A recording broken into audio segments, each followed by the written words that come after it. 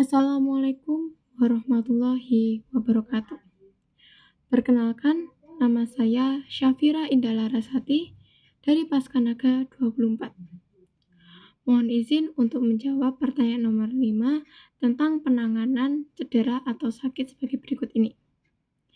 Yang A, ankle break. Ankle break itu biasanya disebabkan oleh terkilir atau kecelakaan yang dialami oleh atlet. Nah, untuk penanganannya sendiri, yang pertama adalah menghentikan semua aktivitas yang dilakukan oleh orang tersebut, kemudian mengistirahatkan tubuhnya. Selanjutnya, melakukan pengompresan pada ankle brace menggunakan es yang dilapisi supaya tidak terkena langsung ke kulit. Setelah melakukan pengompresan, lakukan beberapa kali pengulangan. Selanjutnya, balut cedera tersebut menggunakan perban tidak terlalu ketat, supaya sirkulasi pada darah tidak terhambat. Kemudian, setelah melakukan pembalutan, jangan melakukan tumpuan badan menggunakan kaki yang mengalami cedera atau ankle break. Jika ankle break tersebut tidak kunjung membaik, maka dapat dilakukan ke fasilitas kesehatan untuk menindaklanjuti permasalahan tersebut. Selanjutnya, B, itu adalah luka lecet. Luka lecet itu biasanya disebabkan oleh bergesekan dengan benda yang kasar, atau dapat juga karena terkena benda tajam.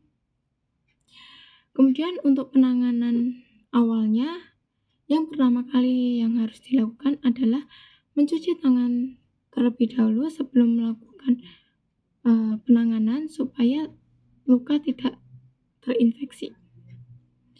Selanjutnya, bilas luka menggunakan air mengalir supaya luka tersebut tidak infeksi. Setelah melakukan pembilasan, itu menggunakan air mengalir. Kemudian, keringkan luka tersebut menggunakan kain yang bersih.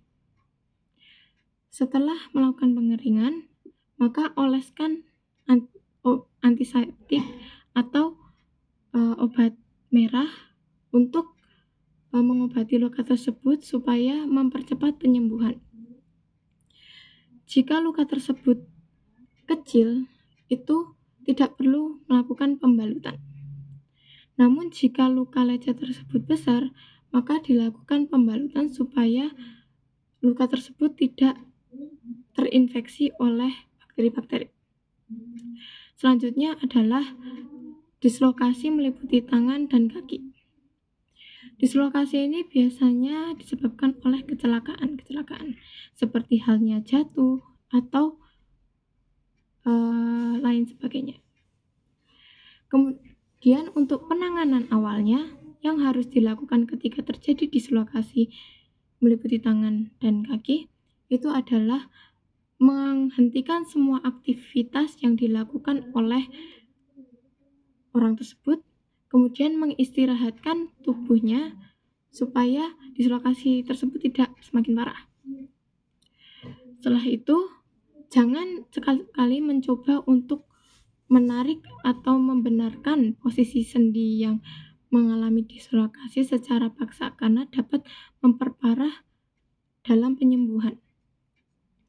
Setelah itu, lakukan pengompresan menggunakan es yang dilapisi oleh alas supaya tidak terkena langsung ke kulit.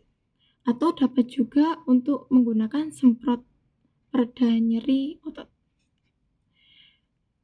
Kemudian lakukan beberapa kali supaya nyeri yang dirasakan ketika dislokasi dapat mereda. Selanjutnya, jika dislokasi itu terjadi di bagian tangan, maka lakukan penyanggaan menggunakan kain mitela. Namun jika luka tersebut di kaki, itu dapat menggunakan alat bantu jalan seperti kursi roda atau tongkat. Selanjutnya, bawa ke fasilitas terdekat untuk mendapatkan perawatan yang intens. Selanjutnya, D. Kram.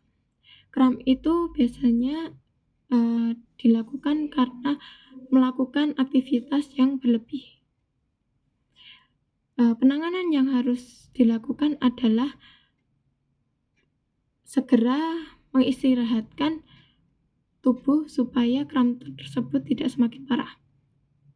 Selanjutnya, lakukan peregangan singkat supaya otot yang tegang tersebut bisa untuk mereda.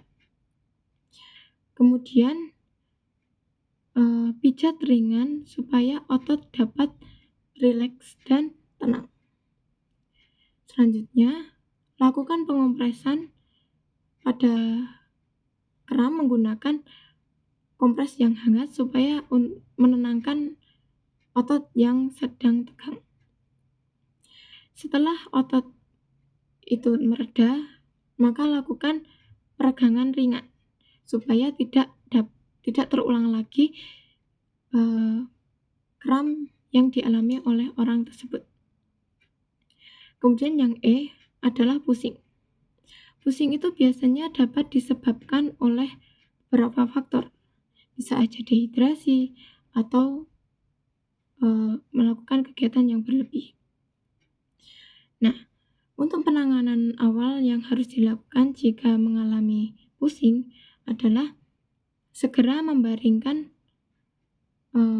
korban ke tempat yang aman dan tenang. Selanjutnya, memberi minum kepada korban jika orang tersebut bisa saja terkena dehidrasi. Selanjutnya, setelah minum, jika dirasa masih pusing, maka berilah obat untuk meredakan pusing. Selanjutnya, jika pusing itu terus-menerus, dapat dilakukan ke kesehatan untuk melakukan atau mendapatkan perawatan yang lebih lanjut. Selanjutnya, F adalah pingsan. Pingsan ini biasanya disebabkan karena kelelahan tubuh yang berlebih sehingga membuat tubuh itu tuh menjadi lemah. Nah, untuk penanganan awal jika terjadi pingsan itu segera membaringkan korban ke tempat yang lebih aman dan tenang. Selanjutnya, lakukan menunggu korban supaya sadar selama beberapa menit. Namun, jika melebihi menit yang sudah ditentukan atau yang sudah seharusnya, maka korban harus dilarikan ke rumah sakit karena bisa saja jika saja ada penyakit serius yang terjadi. Kemudian untuk selanjutnya, G. Mual. Mual itu biasanya dapat disebabkan oleh beberapa faktor karena mungkin bisa saja menyium bau yang tajam atau bisa saja karena faktor kesehatan lainnya. Penanganan awal yang harus dilakukan adalah menanyakan apakah sudah makan atau belum.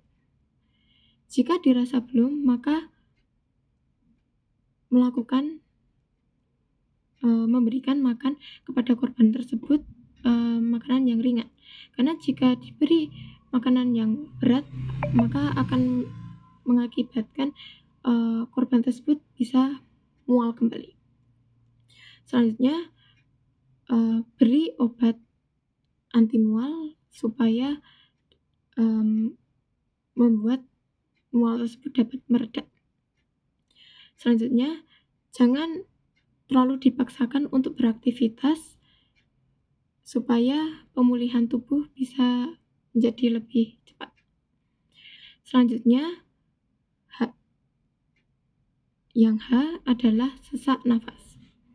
Sesak nafas ini juga biasanya disebabkan oleh beberapa faktor. Bisa saja karena oksigen pada ruangan tersebut menipis, atau bisa saja karena faktor bawaan. Nah, untuk penanganan awal ketika terjadi korban sesak napas, itu yang harus dilakukan adalah membaringkan setengah atau 45 derajat tubuh, atau bisa saja duduk tegak dan mengatur nafas korban menggunakan metode menghirup melalui hidung dan menghembuskan melewati mulut. Kemudian jika dirasa korban mengalami sesak napas yang berlebih, maka dapat menggunakan alat oksigen seperti semprotan oksigen supaya untuk mempermudah dalam memberikan penanganan. Selanjutnya, jika dirasa korban mengalami sesak hingga daerah bibir itu mengalami keunguan, maka segera larikan ke rumah sakit atau fasilitas medis terdekat supaya mendapatkan penanganan yang lebih intens. Sekian yang dapat saya sampaikan. Apabila ada kesalahan kata atau perbuatan yang saya lakukan, saya mohon maaf. Saya akhiri. Wassalamualaikum warahmatullahi wabarakatuh.